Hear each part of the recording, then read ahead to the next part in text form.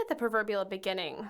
I hate gym class. I'm a slack ass. I drag my feet. So halfway through senior year, when it came to sign up for my fun elective gym class, I had dragged my feet with that like everything else. I stood before the bulletin board in the lobby, trying to find any sign-up sheet with a single empty slot, to no avail. I knew it was the last day for sign-ups, but had just assumed that there would be at least a handful of seniors like me who had put it off to the last minute. There had to be. There weren't. I was it. There was only one class with any space. One space. Just for me. Baseball. Fucking baseball. Fine. Whatever. I was in the home stretch. I was 17, and when I turned 18 in September, I was out of my one-horse town and off to better things. Not college, per se, but something else. Had to be. Shit had to get better than this. I scrawled my name, almost imperceptibly. Maybe I would be forgotten, not deciphered, and be allowed to coast through the second half of the year with another glorious study hall. Or they would realize it the day before graduation and I would have to go to summer school for fucking gym class. Not worth the risk. Suffice it to say, let's move on. Nothing happened in the 2 weeks until I started my forced electives, so we're going to skip them. My story, my rules.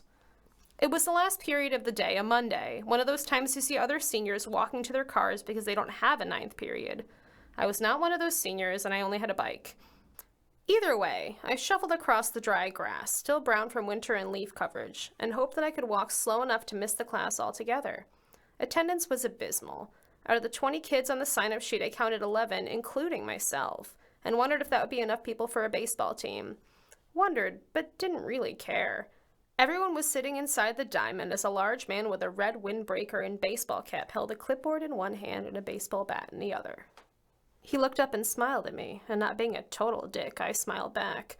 His face appeared warm and friendly, unlike most gym teachers I'd come across, and he looked young. Green. Poor guy. High school would take care of that by summer. Eat him alive. He laid the bat down at his feet, grabbed a pen from behind his ear, and glanced my way. Welcome to Baseball 101. He grinned at his lame semi-joke, and I decided I liked him right then and there. I would be a good student because he was really going to try and make a group of mentally checked-out seniors care about baseball. May I have your name? Collins. I plopped down near the front of the group, still maintaining eye contact. Allie Jean Collins. Well, Allie Jean Collins, you're about to learn more than you ever thought you wanted to know about baseball. You got that right. Couldn't give a flying fuck about baseball, but I like people. You seem like good people. And you are? He addressed the entire class, or what part of the class had shown up, and bounced on his toes a little. So very green. I'm Coach Meyer, and if you call me Oscar, you'll get an incomplete. I laughed in spite of myself. I was the only one, and quickly raised a hand to stifle it. He looked down at me, his round face a little red from the sun, and I knew I was going to be the guinea pig. Damn my good nature. Well, Allie Jean, as you seem to be the only one who's going to play along and pretend this class isn't a total joke, you can help me out. Do I get paid? I climbed back to my feet, making a real show of it, and I got a few snickers. None of these kids are my friends. We all knew each other in one way or another. Small town. In wisdom. Coach, don't call me Oscar Meyer, handed me the bat and made shooing motions to the kids on the ground. They all scrambled backwards without standing up. Yay for enthusiasm. His clipboard disappeared inside of his windbreaker in what must have been one hell of a pocket, and he backed up toward the pitcher's mound where a wire bucket was full to the brim with white, red-stitched baseballs. The kids actually stood and moved off to the side, settling on the benches to the left of the field. Have you ever hit a baseball? He called to me, taking a stance and digging his cleats into the ground around the pitcher's mound. Shouldn't I be wearing a helmet? I countered, thinking back to television and how baseball players stand. I really didn't want to get hit with the ball. I trusted the teacher not to give me a concussion, simply because it would look really bad on his part, but I was still nervous. I'm going to take that as a no. He turned to address the class, not even realizing how far away they had moved. I'm assuming this is the first time for many of you, so let's use Miss Collins as a reference point. She knows nothing about baseball. Let's see what she can do. He climbed up on the mound, putting his left shoulder toward me and leaning back. Are you ready? I guess, I called back, the lack of confidence in my voice as clear as crystal. Don't be afraid of the ball. It's not that hard. I'm not that great of a pitcher. And with that, he leaned back, swung his right arm in a big circle, and the white object came hurling at me with a speed totally unexpected. Fast. Damn fast. I closed my eyes on instinct and stepped back, tripping over my own feet and falling on my ass. Laughter rolled through the students as I opened my eyes, still clutching the bat. Coach Meyer jogged over to me, smiling a big-ass smile. I was going to get pissy, but he was at my side before I knew it, offering me a hand up. I accepted it, leaving the nursing of my bruised ego for later. His eyes turned serious for just a moment, and I noticed their unique green hue. You okay? I nodded, handing him the bat, signaling I was done being the test dummy. Class, now that you know what not to do, let's learn the basics of baseball. He'd made me look like an ass. Smart, considering if I wasn't the ass that day, then he was. I should have resented him, but I didn't. And that's how it all started. You have to loosen up or you're never going to be able to hit the ball, Allie Jean. Pardon me if I'm not comfortable with flying projectiles aimed in my direction. Class had ended 10 minutes ago.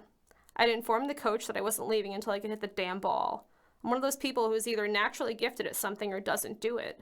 That day was different, and I was going to smack the shit out of that ball. We can always pick this up tomorrow. He still sounded encouraging, but a little exhausted. Do you have somewhere else you need to be? I wasn't friendly about it. I was getting pissed and stressed. He shot me a look. I had stepped out of line, sure, but technically it was after hours. The buses were gone. This wasn't school anymore, at least not in my head. It was business. He squatted down in a pitcher stance, not even answering me. I had a brief moment where I pondered if he was going to hit me with the ball on purpose. Focus, he urged. The coach was taking me seriously, and it was appreciated. I focused. I stared at my new teacher and narrowed my eyes so all I was looking at was the hand that held the ball. The entire class had worked on stance, and I could run and catch a ball with no problem, but I hadn't hit a single one. There were no kid gloves here. He was on the mound, and suddenly the ball was flying in my direction. It was too fast. I wasn't going to hit it. I winced and tightened my shoulders, still trying to focus, and swung. I felt the ball whiff right over the top of the bat and heard it hit the chain link fence behind me. I threw the bat down so hard it bounced back up and cracked me in the knee. Son of a goddamn bitch! Fire spread up my leg and I crouched in and grabbed it. Holy hell, it hurt. I gritted my teeth and winced through tears. Not gonna cry. Not at school. Not over accidentally hitting myself with a baseball bat. I heard the swish of sports shorts jogging over and didn't have to look up. Crap, are you okay? Fine. Get back on the mound. There was a long pause. I was lucky this teacher seemed like a nice dude. I'd overstayed my welcome and run out of pleasantries. He wisely changed the subject, shielding his eyes and glancing to the sky before remarking, "It looks like rain." For the first time in the conversation, I looked up. Dark, menacing clouds had moved in overhead, and I had a few miles of biking ahead of me before I reached the shelter of my house. I brought my gaze level to his, shaking off the urge to cry and invent new compound swear words. I was going to make this ball my bitch. One more time, I assured with determination. I'll get it. I'd never felt so serious about something so asinine in my life. I had something to prove, even if just to myself. He looked pissed, but I must have not hidden my pain as well as I thought. Are you hurt? He asked, kneeling down a little. I picked up the bat, used it as a bit of a crutch, and pasted a smile on my face. I'm sure it came off like more of a grimace. My ego, I responded, trying to make light. One more time, please. It's important. I need this today. And there it was. Of course I was dealing with personal shit. Everyone else is, every day and minute of their lives. I'd needed something to channel my frustrations, and conquering the ABCs of this stupid sport seemed to be the way my brain had chosen to go. He smiled at me and was a little sad. I get it. You can do this. You only need one more time. He clapped me on the shoulder, and it was weirdly rewarding.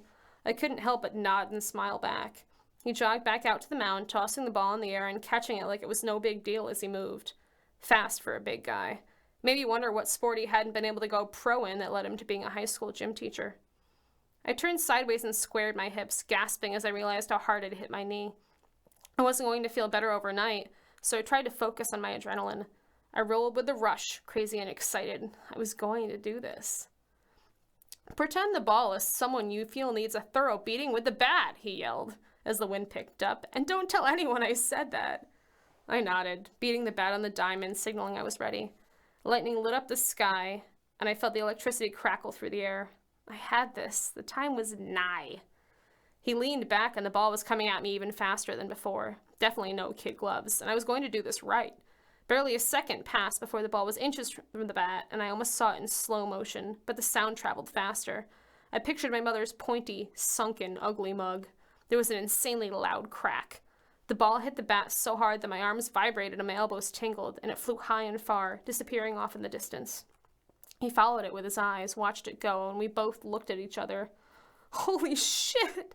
I squealed, dropping the bat and jumping up and down like an idiot. The joy I felt masked the pain in my leg, and I waved my arms over my head and hollered again, "Holy shit!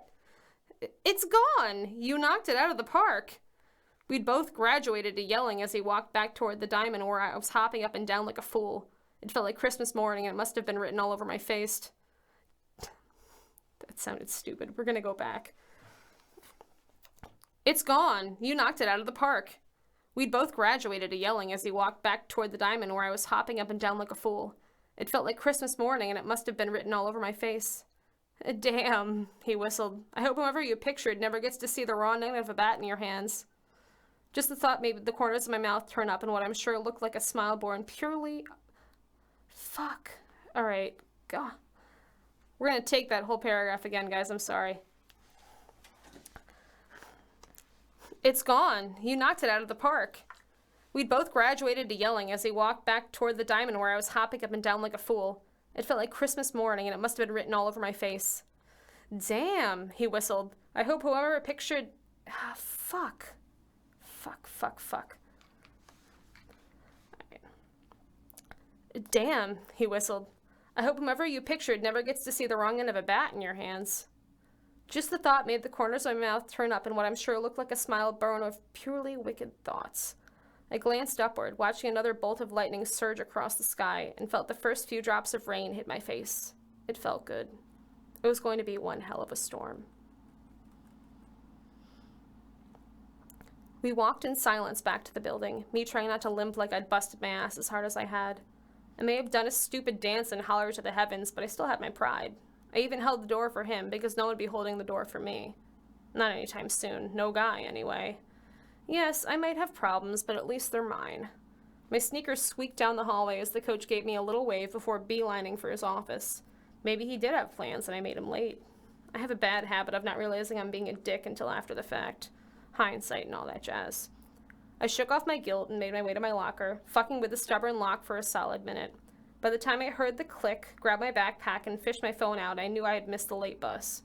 I almost always just rode my bike home, but in a downpour it wasn't the most comfortable mode of transportation. I hit the button on the side of my Android to light up the screen and heaved a massive sigh. Grabbing my thin spring jacket and regretting my lack of umbrella, I donned it, threw my backpack over my left shoulder, and headed for the side door. It's the end of chapter 1, guys.